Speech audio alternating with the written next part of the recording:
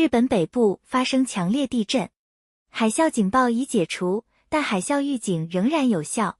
日本气象厅在周一发生 7.7 级地震后，发布了特大地震警报。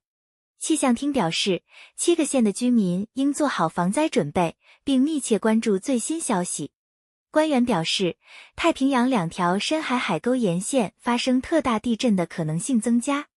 警报覆盖从北海道到千叶县的182个城市和城镇。日本气象厅于周一下午对岩手县以及北海道和青森县的太平洋沿岸地区发布了海啸警报，预计海啸高度可达3米，但警报现已解除。北海道、青森、岩手、宫城和福岛部分地区仍处于海啸预警状态，这些地区的水位可能高达1米。一股80厘米高的海啸袭击了岩手县九慈港，水位仍在上涨。另一股40厘米高的海啸也袭击了岩手县宫古港、北海道浦川町和青森县八户港。日本其他地区也受到了高度低于30厘米的海啸影响。日本气象厅将发生在岩手县三陆市近海的地震震级从 7.5 级提升至 7.7 级。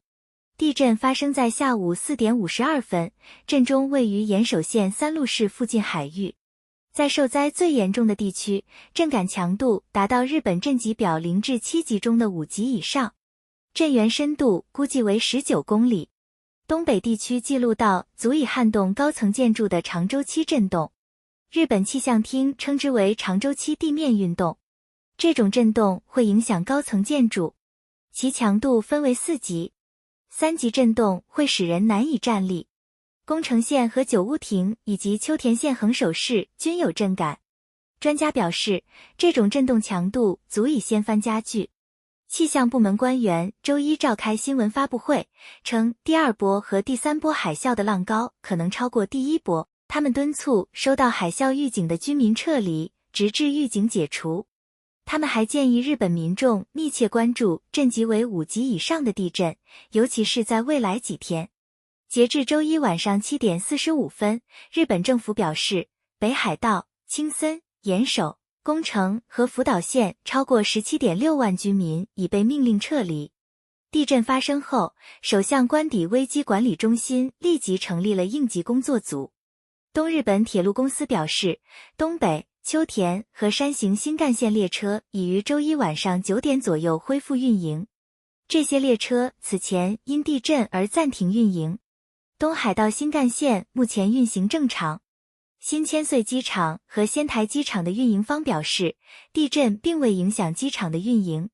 东京电力公司表示，已确认其福岛第1核电站和福岛第2核电站均未出现异常。运营商还表示，核电站周边辐射水平没有变化。更北部的东北电力公司表示，目前位于青森县的东通核电站和位于宫城县的女川核电站均未出现异常情况。可回收燃料储存公司表示，位于青森县的乏核燃料临时储存设施也未出现异常情况。